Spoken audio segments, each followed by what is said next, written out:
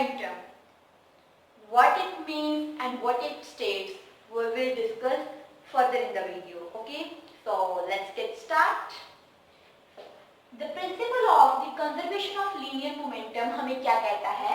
It states that if no external force acts on a system, if no external force acts on a system, then the momentum remains constant.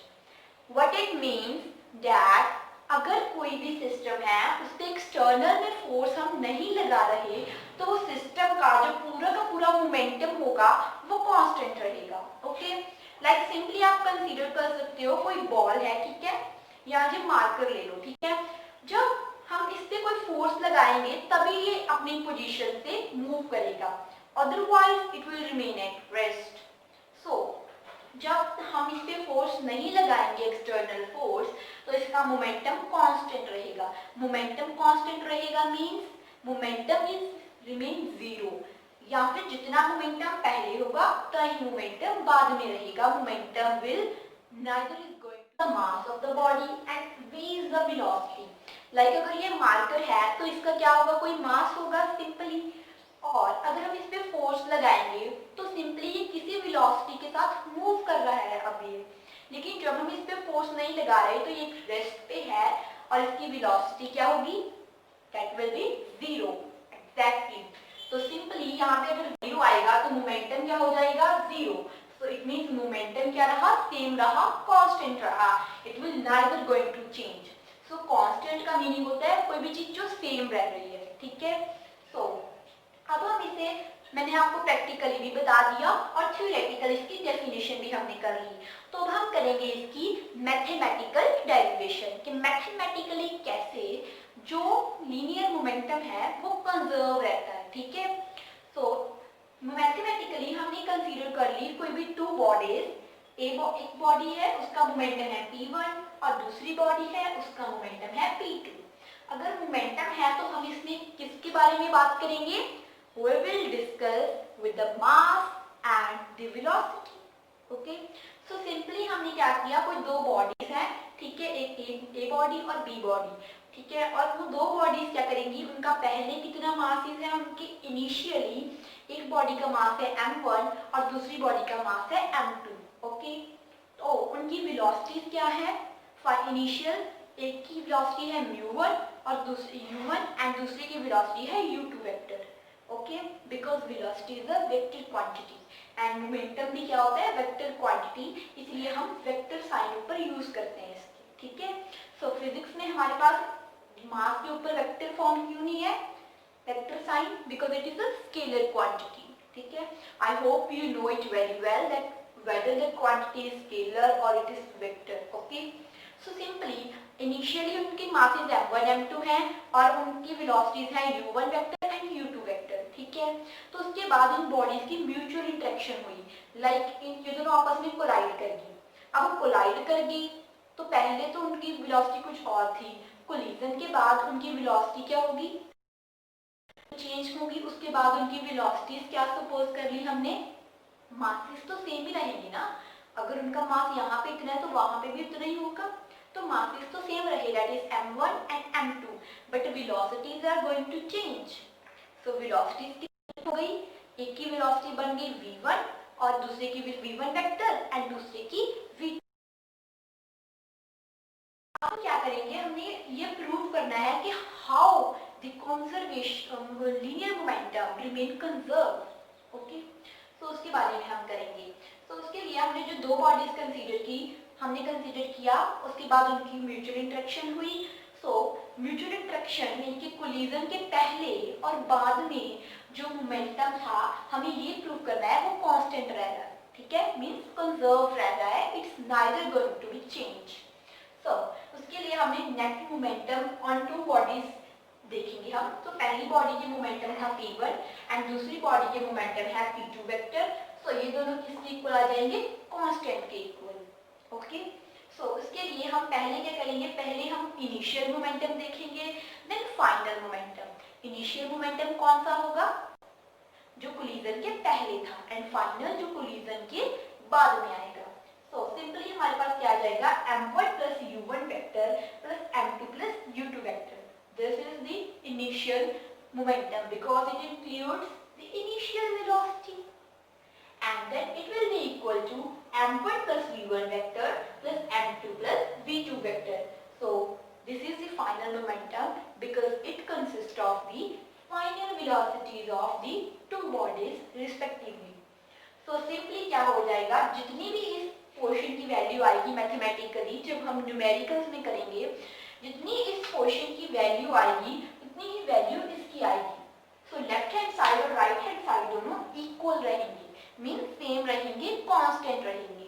तो यहाँ से क्या prove हो गया, that is the law of the conservation of linear momentum. Okay, so simply law of conservation of linear momentum को आप mathematical form में ऐसे भी बोल सकते हो, like it states that if no external force acts on a system, then the initial momentum of the system is equals to the final momentum. Like अगर किसी भी बॉडी पे कोई एक्सटर्नल फोर्स नहीं लग रही तो क्या होगा, उसका इनिशियल मोमेंटम फाइनल मोमेंटम की क्या आएगा, इक्वल आ जाएगा. ठीक है, लाइक ये जो इक्वेशन में हमने प्रूव किया सिंपली. तो जब कोई एक्सटर्नल फोर्स नहीं लगती तो इनिशियल मोमेंटम फाइनल मोमेंटम के क्या आता है, इक्वल आता है. So this is the principle of the conservation of linear momentum, and now we will discuss further in the video about the applications, the practical applications of the law of the conservation of linear momentum. जो conservation का law है linear momentum का, इसकी हम practical applications के बारे में. Linear momentum is when a bullet is fired from a gun, like किसी गन से जब बुलेट फायर होती है, ठीक है, तो उसमें क्या यूज होता है, law of the conservation of linear momentum. ठीक है, तो अब उसके हम एप्लीकेशंस के बारे में पढ़ रहे हैं. ठीक है, तो उसमें क्या है, when a bullet is fired from gun, जब एक गन से बुलेट क्या होती है, फायर की जाती है, शूट की जाती है, तो गन क्या करती है, द गन रिकॉइल्स और मूव बैकवर्ड. रिकॉइल्स मीन होता है बैकवर्ड की तरफ मूव करना. लाइक आपने देखा होगा जब भी हम गन को फायर करते हैं तो क्या होता है, जो बुलेट होती है वो फॉरवर्ड की तरफ मूव करती है और जो गन होती है वो थोड़ा सा बैकवर्ड की तरफ मूव करती है. ठीक है, सो ऐसा क्यों होता है, this is all due to the conservation of linear momentum. So इसमें क्या है, हम कंसीडर करते हैं, हमने कंसीडर किया गन जो है उसका मास है कैपिटल एम और जो बुलेट है उसका मास है स्मॉल एम. ठीक है, तो अब जो गन और बुलेट इनिशियली क्या है, रेस्ट पे हैं, मीन्स स्टार्टिंग में वो दोनों रेस्ट पे थी. ठीक है, लेकिन बाद में क्या उनको मूव किया. ठीक है, गन को उठाया, देन उसके फायर किया, बाद में वो मोशन में आ गई. अब जब वो मोशन में आ गई तो उनकी कोई ना कोई वेलोसिटी तो होगी, कुछ वेलोसिटी होगी. ठीक है, और वो वेलोसिटी क्या होगी, इट मीन्स इन दोनों की जो इनिशियल वेलोसिटी है वो क्या है, जीरो. कैपिटल यू और स्मॉल यू क्या है, जीरो. तो अब जो गन की फाइनल वेलोसिटी आ गई आफ्टर फायरिंग, फायरिंग करने के बाद, that is capital V vector, and bullet की that is small V vector. Okay, so ये दोनों इन दो बॉडीज की वेलोसिटीज हैं. तो सिमिलरली इस केस में क्या आएगा, according to the conservation of linear momentum, that is total momentum before firing, it will be equal to total momentum after firing. ठीक है, तो टोटल मोमेंटम बिफोर फायरिंग कितना था, zero. Why, can you tell me, because in दोनों की initial velocity क्या थी, zero. तो सिमिलरली और मोमेंटम किसके इक्वल होता है, मास टाइम्स द वेलोसिटी. तो इन दोनों की वेलोसिटी जीरो आ गई, तो इनिशियल मोमेंटम हमारे पास बिफोर फायरिंग जीरो आ गया, एंड फाइनल मोमेंटम क्या आ गया, capital M times the V, capital V plus small M into small V vector. Okay, so अब हम यहाँ से कैपिटल वी की वैल्यू को इवेल्युएट करेंगे तो वो क्या आएगी, capital V is equal to minus small M by capital M times the small V, and this negative sign shows the opposite direction. किसकी ऑपोजिट डायरेक्शन शो कर रहा है, कैपिटल वी और माइनस वी की. कैपिटल वी क्या है, gun की velocity, और ये क्या है, बुलेट की वेलोसिटी. तो सिमिलरली जब गन से हम फायर करते हैं तो जो हमने क्या कहा था, बुलेट जो है वो फॉरवर्ड मूव करती है और गन जो है वो बैकवर्ड मूव करती है. तो सिमिलरली इन दोनों की डायरेक्शन क्या हो जाएगी, ऑपोजिट, तो इसीलिए नेगेटिव साइन आता है। तो इसीलिए हम कह सकते हैं ये टोटल मोमेंटम है वो कंजर्व रह रहा है, ठीक है, कांस्टेंट रह रहा है। लाइक इसे आप मान लो P1 और P2 is equal to constant, जैसे हमने कंजर्वेशन ऑफ लीनियर मोमेंटम के मैथमेटिकल एक्सप्रेशन में किया था। आई hope you remember it. So the second application of this law is that is the rocket propulsion. Rocket propulsion means like जब जो scientist ये कोई रॉकेट या मिसाइल्स जो होती हैं उनको क्या करते हैं, स्पेस में सेंड करते हैं, तो उस फिनोमिना को रॉकेट प्रोपल्शन बोलते हैं। इसमें भी क्या है, जो कंजर्वेशन ऑफ मोमेंटम कैसे यूज होता है हम वो देखते हैं। Like suppose this is the rocket, okay.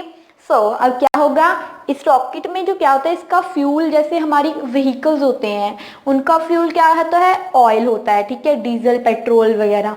लेकिन जो रॉकेट्स होते हैं ना, इनका फ्यूल पेट्रोल नहीं होता या डीजल नहीं होता, इनका फ्यूल होता है बर्न्ड गैसेस। लाइक बहुत सारी गैसेस होती हैं, जब वो बर्न होती है, जलती हैं, ठीक है, तो और तब वो क्या करता है, रॉकेट मूव करता है। This is the fuel of rocket, okay. So इसमें क्या होता है, यहाँ पे इसमें बहुत सारा फ्यूल होता है, गैसेस पड़ी होती हैं। जब मान लो अब इससे एक टाइमिंग है इसकी, ठीक है, इसे उड़ाने की, ठीक है, इसको स्पेस में भेजना है, साइंटिस्ट ने सोच लिया, तो अब क्या करेंगे, हम क्या करेंगे, इसको इसमें जो जितनी भी गैसेस है वो बर्न हो जाएंगी और वो क्या करेंगी, बहुत ज़्यादा हाई वेलोसिटी मीन्स स्पीड के साथ, बहुत ज़्यादा हाई वेलोसिटी के साथ इससे बाहर निकलेंगी। देखो अगर रॉकेट जब उड़ता है तो उसके पीछे जो कुछ आग सी होती है ना, फायर होती है, तो वो इसीलिए होती है, ठीक है, बिकॉज उसमें जो गैसेस होती हैं वो बर्न हो जाती हैं और वो डाउनवर्ड की तरफ मूव करती है बहुत ज़्यादा हाई वेलोसिटी के साथ, वो रॉकेट से बाहर आ जाती हैं और रॉकेट इसके कारण क्या होता है, जो रॉकेट है वो अपवर्ड की तरफ मूव हो जाता है स्पेस में, ठीक है। तो सिमिलरली द बर्न्ड गैसेस, इसे हम फ्यूल बोलते हैं रॉकेट का, it will leave the body, body को लीव कर जाता है with the very large velocity. अब लार्ज वेलोसिटी क्यों, अगर मान लो उस रॉकेट को बहुत ऊपर जाना है और वो वेलोसिटी, अगर जितनी वेलोसिटी के साथ वो फ्यूल निकलेगा उतनी ही वेलोसिटी के साथ रॉकेट उड़ेगा, फ्लाई करेगा। लेकिन अगर मान लो कि रॉकेट जो गैसेज हैं वो बहुत कम वेलोसिटी के साथ निकलेगी तो रॉकेट सिर्फ इतना को मूव करेगा, ठीक है। अगर ज़्यादा वेलोसिटी के साथ गैसेज निकलेंगी तो रॉकेट इजीली और बहुत ज़्यादा हाई वेलोसिटी के साथ क्या करेगा, स्पेस में चला जाएगा, ठीक है। सो इन डाउनवर्ड डायरेक्शन जब वो बर्न्ड गैसेस मूव करती हैं with large velocity and rocket will move upward, rocket क्या करेगा, अपवर्ड की तरफ मूव कर जाएगा। सो इस तरह से जो कंजर्वेशन ऑफ मोमेंटम है वो एप्लीकेबल होता है in the rocket propulsion phenomena, practical life में, हमारी डेली लाइफ में। सो अब हम next application to be held tightly to the shoulder. Like जब हम कोई गन, पहले हमने जो बात की थी पहली वाली एप्लीकेशन में वो थी जो पिस्टल टाइप छोटी वाली गन होती है, लेकिन अब जो गन हम उस बात करें इस एग्जाम्पल में वो है बड़ी वाली गन, ठीक है, लाइक बंदूक जो होती है। इसमें क्या है, जब हम बुलेट फायर करते हैं गन से, the gun must be held tightly to the shoulder. आपने मूवीज में देखा होगा जो गन है वो उनको उसको शोल्डर पे हेल्ड करते हैं समटाइम्स, ठीक है। क्यों हेल्ड करते हैं, इसका रीजन पता है, this is due to the conservation of linear momentum. इसमें क्या है, जितना जो है बुलेट फॉरवर्ड मूव करती है उतना ही गन बैकवर्ड मूव करती है। Recoil of gun like backward motion of gun, ये तो हमने फर्स्ट वाली एप्लीकेशन में देख ही लिया। तो इसमें क्या है, लेकिन जो ये बंदूक होती है, बड़ी गन होती है, तो इसके जब वो इसे शूट करते हैं, फायर करते हैं, तो क्या होता है, जो गन है वो मैन के शोल्डर को हर्ट करती है, शोल्डर के ऊपर, ठीक है, लग जाती है। तो इसीलिए शोल्डर पे ना लगे, हमें हर्ट ना हो, हम क्या इसे करते हैं, गन को शोल्डर के ऊपर रखते हैं, ठीक है। तो इससे क्या होगा, अगर वो मूव भी करेगी तो शोल्डर को तो हर्ट नहीं करेगी। और एक बात हमने कहते हैं कि जब किसी बॉडी का मास ज़्यादा होता है तो उसकी वेलोसिटी क्या होती है, कम होती है। तो सिमिलरली पहले जब अकेली गन थी तो उसकी वेलोसिटी कम थी तो वो ज़्यादा मूव करती थी, ठीक है, सॉरी उसका मास कम था और उसकी वेलोसिटी ज़्यादा थी पहले गन की। लेकिन जब उसको हमने शोल्डर पे टाइटली हेल्ड किया तब जो मैन की बॉडी है और जो हमारी बॉडी होगी पर्सन की और जो हमारी गन होगी वो दोनों एक सिस्टम बन गए, उनका मास क्या हो जाएगा, टोटल मास इंक्रीज हो गया, टोटल मास ज़्यादा हो गया तो उनकी वेलोसिटी क्या हो जाएगी, कम हो जाएगी, तो वो उनकी रिकॉइल जो होगी गन की वो बहुत थोड़ी सी होगी, ठीक है। सो इसमें क्या है, conservation of law linear momentum applicable होता है। सिमिलरली इन द फोर्थ, ठीक है, लाइक जब कोई मैन बोट से एज पे जंप करता है, ठीक है, तो उससे क्या होता है, बोट भी मूव करेगी। अगर मान लो यहाँ पे जो है वो एज है, ठीक है, और यहाँ पे जो बोट है इसमें से जो मैन है वो क्या कर रहा है, जंप कर रहा है शॉर्ट पे, एज पे, तो सिमिलरली जो बोट होगी यहाँ पे वो भी क्या करेगी, सेम वेलोसिटी के साथ सेम डिस्टेंस मूव करेगी बट ऑपोजिट डायरेक्शन में मूव करेगी, ठीक है। तो सिमिलरली क्या हो जाएगा, इसमें भी टोटल मोमेंटम, ठीक है, और फाइनल मोमेंटम, इनिशियल और फाइनल का जो टोटल मोमेंटम है वो कांस्टेंट रह रहा है, कंजर्व रह रहा है। Similarly in the last and the fifth application, that is if someone left on a frictionless floor, like मान लो कोई frictionless floor पे रह गया। अब जो हमारे फ्लोर होते हैं कॉमनली, लाइक मैं मूव कर रही हूँ फ्लोर पे, क्यों, बिकॉज ऑफ फ्रिक्शन, ये हमारे फ्लोर पे फ्रिक्शन होती है, फ्रिक्शन के बिना हम मूव नहीं कर सकते, ठीक है। फ्रिक्शन के बिना लाइक हम या तो कॉन्टिन्यूसली मूव करते रहेंगे, स्टॉप, लाइक मैं यहाँ पे सिंपली स्टैंड हूँ, सिंपली स्टैंड नहीं हो सकती, मैं कॉन्टिन्यूसली मूव करती रहूँगी अगर मेरा फ्लोर जो है वो फ्रिक्शनलेस होगा। लाइक हमारे जो रोड होते हैं उस पर व्हीकल्स मूव करते हैं, वो भी क्यों होते हैं, because of the friction, friction की वजह से ही व्हीकल वहाँ पे इजीली उन पे ब्रेक्स वगैरह हम अप्लाई कर पाते हैं, ठीक है। तो सिमिलरली मान लो कोई फ्रिक्शनलेस फ्लोर पे रह गया, ठीक है, फ्रिक्शनलेस फ्लोर, लाइक यहाँ आप क्या भी ऐसे भी कह सकते हो जो स्लिपरी सा फ्लोर होगा, या फिर उस पर वो पर्सन है वो स्लिप ही करी जा रहा है, ठीक है, और या फिर कोई ऑयल बिखरा हुआ है, ठीक है, ऑयल के ऊपर स्प्रेड है और ऑयल के ऊपर वो खड़ा है, ठीक है, पर्सन काफ़ी एरिया है उसके लिए, उससे ही wants to get out of it, और वो क्या चाहता है कि मैं उससे बाहर आऊँ, ऑब्वियस है वो चाहेगा बाहर। So he can do so by blowing the air out of his mouth, like man जो है वो फ्रिक्शनलेस फ्लोर से कैसे बाहर आएगा, वो person by blowing the air out of his mouth, like अपने माउथ से एयर को ब्लो करके, like this, ओके।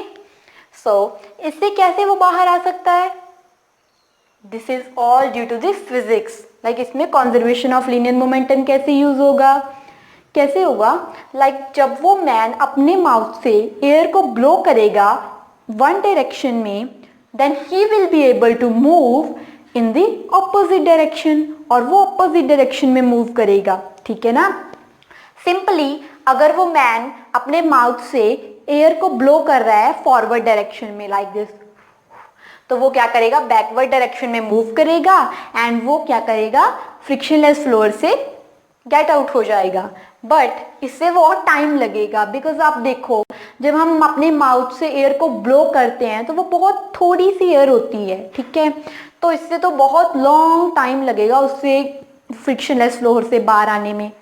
तो इसका एक और इजी मेथड है जिससे वो इमीडिएटली बाहर आ सकता है, डैट इज इसमें भी कंजर्वेशन ऑफ का लॉ जो है वो यूज होगा लीनियर मोमेंटम का।